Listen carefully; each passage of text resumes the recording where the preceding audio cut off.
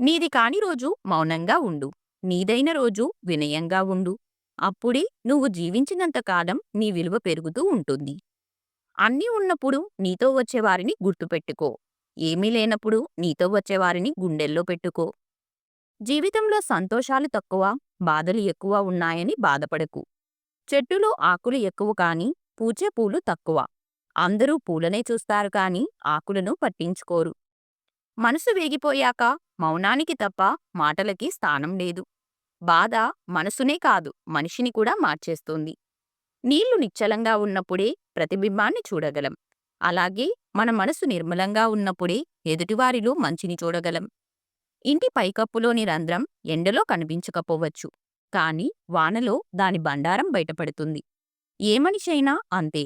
సరైన టైంలో వారి నిజస్వరూపం బయటపడుతుంది. ఒకరు నీకు దగ్గరవుతున్నారు అన్నా, దూరమవుతున్నారు అన్నా కారణం నీ గుణం కాదు, నీ దగ్గర ఉండే డబ్బే. నమ్మినా నమ్మకపోయినా ఇదే వాస్తవం. ప్రయత్నించేందుకు ఎప్పుడూ విఫలం కావద్దు. ఎందుకంటే అది మిమ్మల్ని తర్వాతి విజయానికి సిద్ధం చేస్తుంది. నీకు గెలుపు కోసం కష్టాలు పడ్డప్పుడే కాదు, గెలిచాక కూడా కన్నీళ్లు వస్తాయి. కానీ కష్టాల్లో వచ్చే కన్నీళ్లకు వాల్యూ ఉండదు. గెలిచాక వచ్చే కన్నీళ్లకు ఎక్కువ వాల్యూ ఉంటుంది. ఎదిరించి పోరాడే శత్రువు కన్నా నమ్మించి నట్టేట ముంచే మిత్రుడు చాలా ప్రమాదకరం. జీవితంలో అతి ప్రమాదకరమైనది దుఃఖం. దానిని దిగమింగడం నేర్చుకో. ఇంకా భయంకరమైనది నిరాశ. దానిని పట్టించుకోకు. ఇంకా నీచమైనది అసూయ. దీన్ని ఏమాత్రం లక్ష్యపెట్టకు. పంచదార తీయగా ఉందని ఎక్కువగా తినడం ఆరోగ్యానికి హానికరం.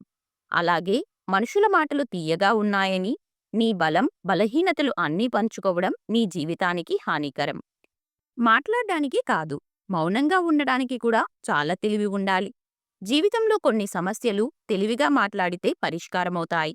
మరికొన్ని తెలివిగా మౌనంగా ఉంటే పరిష్కారమవుతాయి. ఈ వీడియో మీకు నచ్చితే please like, share and subscribe to our channel. అలాగే ఈ వీడియోలో మీకు ఎక్కువ నచ్చిందో తప్పకుండా కామెంట్ చేయండి. Thank you.